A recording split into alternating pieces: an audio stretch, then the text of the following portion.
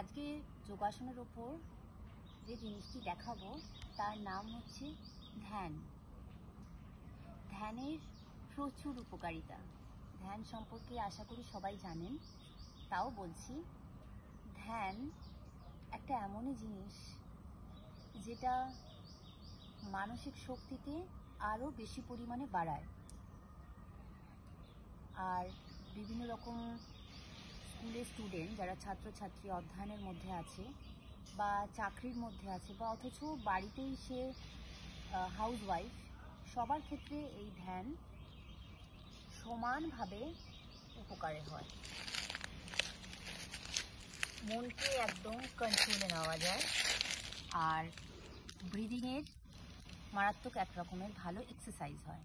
তো আপনারা ভাবতেই পারবেন যে আমি আজকে কেন এরকম জায়গা চুজ করেছি ধ্যান করার জন্য। ধ্যান মূলত এরকম জায়গা ছাড়া হয় না, কিন্তু আমাদের এরকম জায়গার আজকালকার প্রচুর অভাব হয়ে গেছে, যার জন্য আমরা এরকম খোলা আকাশের নিচে প্রকৃতির বুকে গিয়ে আমরা ধ্যান বা যে বিভিন্ন রকম যোগাসন করতে পারি না। তো আজকের ধ্যানটা আমি শুরু করছি। ইনহেল এক্সহেল করব একদম নর্মালভাবে।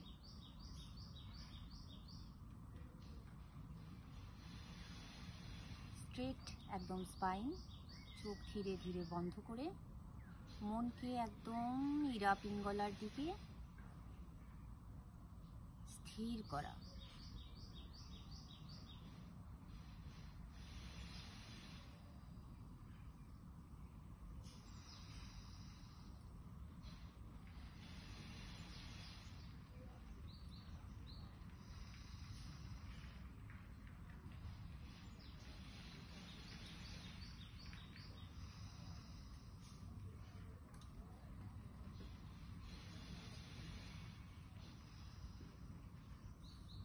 শ্বাস একদম নর্মাল থাকবে, কোমলভাবে শ্বাস গ্রহণ, কোমলভাবে শ্বাস ত্যাগ,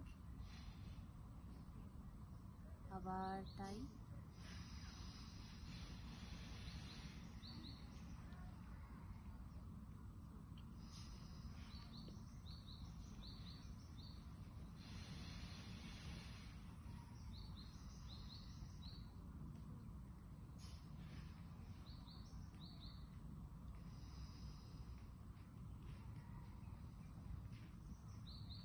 ধীরে ধীরে আবার চোখ খুলব।